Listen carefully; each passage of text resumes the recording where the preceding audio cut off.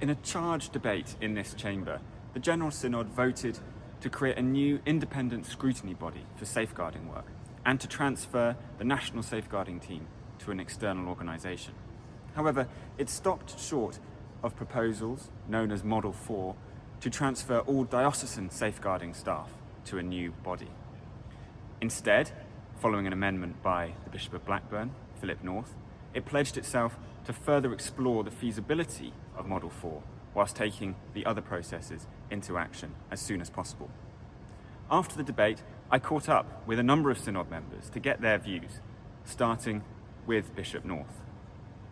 Do you think that the vote today is good news for the Church of England? So we voted almost unanimously to move towards greater independence and safeguarding. We've moved to vote immediately towards independence and scrutiny. So a strong scrutiny body, strengthen regional arrangements to bring about consistency in safeguarding. We've also voted to do more work on a greater model of independence to be sure that when that comes back to Synod, we know we can deliver it. There was a risk today that we overpromised. There was a risk that we said we would do things that we would then later work out we're unable legally or practically to do. So I very much welcome that we're going to do greater work on independence, full independence of operation, to be sure that when it comes back to Synod, it is deliverable. What would you say to those survivors and some safeguarding experts who are disappointed, perhaps, that Synod hasn't endorsed Model 4 in a sort of full-throated way at this point? And the Church of England has failed safeguard survivors and victims multiply. What I would say is there are mixed voices amongst survivors about which way to go, and certainly very mixed voices amongst amongst safeguarding professionals. Synod therefore had a tricky job to do. There was huge anxiety, I think, in the chamber about the right way to go, and a real sense of knowing the import of what they were doing. And I think what they've done is wise and proportionate, which is to vote very, very strongly, with real unity, for greater independence, to do independence and scrutiny immediately, and then to do due diligence work on independence of operation, which need not slow it down in any way at all. Are you confident the Church is going to be able to deliver on its promises here? I'm absolutely confident the Church will be able to live on the promises made today around independence of scrutiny and regional safeguarding. I'm sure of that. We need to do more work on independence of operation, which is a big step, not a step that any comparable organisation has done before, and a step around which big legal questions have been asked. Now, we must be able to answer those questions and offer those reassurances before we bring firm proposals to Synod. And finally, the Church of England has had a lot of negative press recently. Do you worry that today could perhaps be a missed opportunity to have a good news story without any caveats or any risk of any caveat? I don't think an almost unanimous vote for greater independence is a bad news story. I think that's a very good news story. And it shows a church that is repentant, that wants to change, and that is moving ahead as fast as feasible towards greater independence in safeguarding. I'm disappointed by the vote today. I think there are some things that we can salvage from it, but it's not where I wanted to be at the end of today. And what would you say to those survivors and those safeguarding experts who were disappointed, like yourself, that Synod hasn't endorsed Model 4? Do you feel like you've let them down? I really feel for those who've spoken so strongly in favour of Model 4, particularly victims and survivors, some of whom were in our midst today in General Synod and speaking from the floor, and I was really moved by what they said, and I was deeply convinced by it, and I hear from many of them that they are very disappointed. I think Synod didn't quite find the courage today to do the things that need to be done. Nonetheless, I think that there's a lot in Model 4 that is considerable progress from where we were a year ago. I think we can work with that, and we can still work on the details of Model 4 that people recognise needed further work. I think we're going a more circuitous route. I think it makes it longer and more difficult. I wanted us to conceive of the whole thing together because joined up makes more sense. So yeah, I'm disappointed, but I think that there's stuff we can work from it, and I'm not giving up my commitment to move to greater independence. You're obviously, I presume you're remaining as the lead bishop for safeguarding, is that right? Oh yes. So you will have a significant role to play going forward, and the terms of the motion as it was amended talk about considering various aspects of option 4, Model 4. Yeah. Are you confident that those concerns that have been raised, and the legal concerns, for example, that have been raised, are you confident they can be answered quickly, so that the church can perhaps get back on track with the programme that you would have favoured? We were always clear that Model 4 was complex and that there were some things that needed to be overcome, and that people needed reassurance about their trustee responsibilities and what the contracting and commissioning would look like for a fully operational independent model. I think that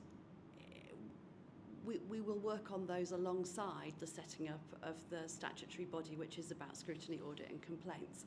I'd rather have conceived of them together, but we will do the work alongside. So it's hard to say a timescale, but I'm really determined that we will look at this. And the Church of England has had a lot of negative press recently. Do you think that the Church has missed an opportunity today to have some headlines without caveats? I think the Church has missed a huge opportunity today to say to victims and survivors, we hear your concerns about trust and confidence, and that's why I'm disappointed. I think the vote as it is a positive step to addressing the serious problems the Church have regarding safeguarding processes. But I think the result is not what everyone wanted. I think it's quite clear the pressure on the Church and General Synod to vote for Model 4, but as we've discovered through the debates, that is not a settled position within Synod, and I think we have to prayerfully discern what does voting for what is so-called Model 3.5 means now for the future of safeguarding in the Church of England. I was disappointed that we didn't actually vote for Model 4, but I do think it is still good news in that we've taken a huge step forward in bringing in independence in scrutiny, in various other areas that will move us in the right direction. And we've obviously voted to do further exploration, to look at how we implement that overall independence. And I think what we need is a timetable to hold us to that.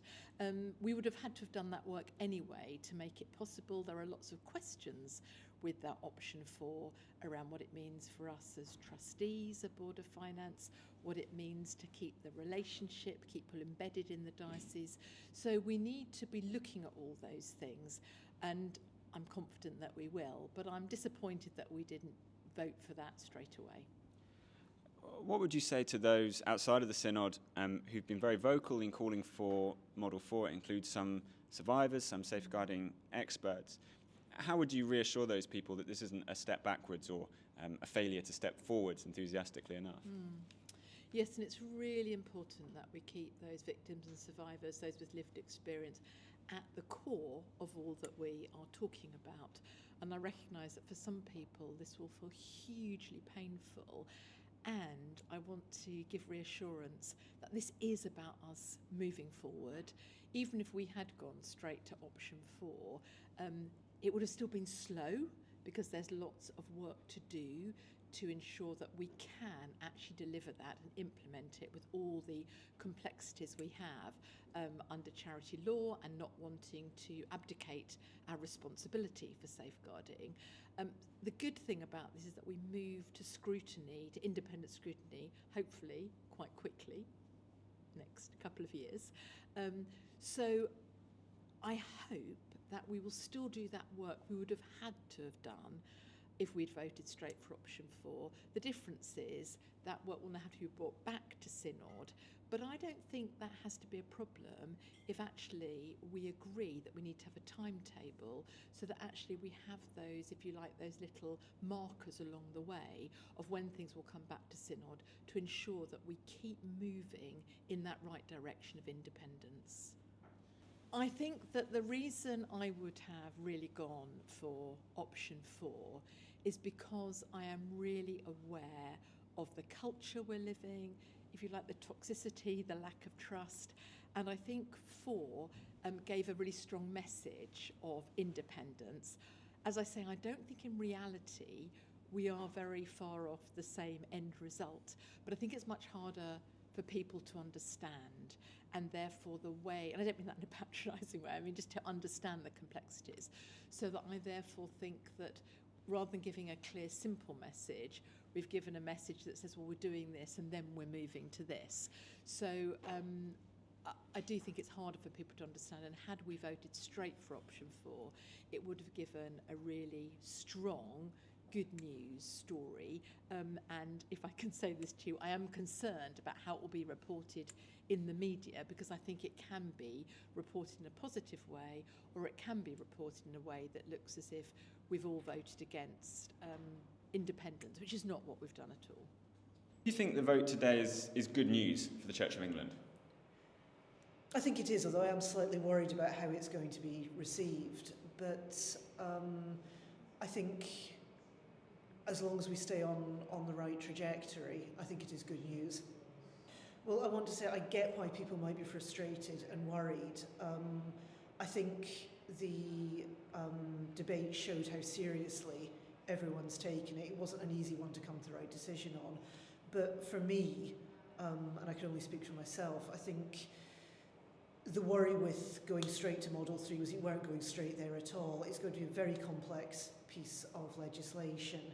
And I think the advantage of what was voted for, certainly the reason I voted for it, was that it gives the beginnings of independent scrutiny, which is really, really important, immediately or as soon as possible, while still saying that the direction we want to take is towards the greatest possible degree of independence.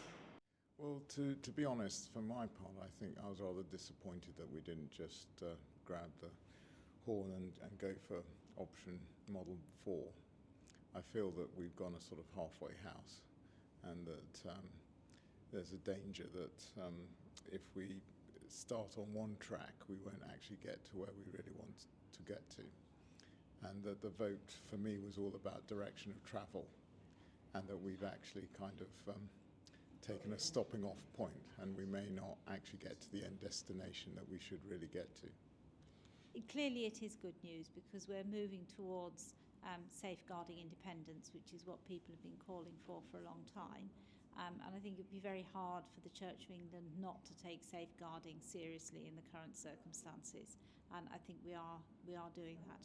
I did actually vote for the Bishop of Blackburn's amendment. I initially voted against the Model 3 amendment, but I listened to the debate, and there was one thing in particular actually which decided me towards voting for the amendment, and that was the issue that the Bishop of Blackburn raised about potentially being tied to one external organisation, which if that organisation were to fail, or indeed, although he didn't say this, if there were to be a breakdown in the relationship with that organisation, we'd then be left completely high and dry. And I think sometimes it's the unintended consequences that cause the problems. And so from my point of view, that's why I voted for the Bishop of Blackburn's amendment. And I think what I would say to victims and survivors is that I think the will towards independence is there, but it's just some of these practical issues that could actually make things better rather than worse. Now, if somebody had addressed that question in the debate and could have reassured me that that had been a problem, that wouldn't be a problem, then I probably would have voted the other way on that amendment. But that's a very major issue as far as I'm concerned, and clearly it would be a very major issue for victims and survivors if such a breakdown did occur in the future. I think it is good news. It's a step towards independent safeguarding, certainly around scrutiny, but I think it could have been better news. I really had hoped that we'd vote for Model 4 and we would have seen independence in operational safeguarding. But I think any progress is good progress, and I'm really hopeful that by having an independent body checking our work, we can be a safer church. What would you say to those outside of the Synod? It includes survivors, includes some safeguarding experts who were calling for the immediate adoption of Model 4. That's not going to happen now. Would you reassure them? How would you respond to their concerns? I'd say that at the moment we've got safeguarding audits going on in dioceses and cathedrals up and around the country, and they're all coming back showing the real progress that we've made with safeguarding. And I'm really hopeful that as those reports progress, we'll learn an awful lot from them. I agree that it is frustrating when the model that we'd hoped for didn't get passed. But we have to deal with the reality that we're in now, which is making this scrutiny body the strongest that it can be. It needs to have real teeth. And so I really hope that all those people outside the Synod hold us to account and make sure that we make this body a strong body.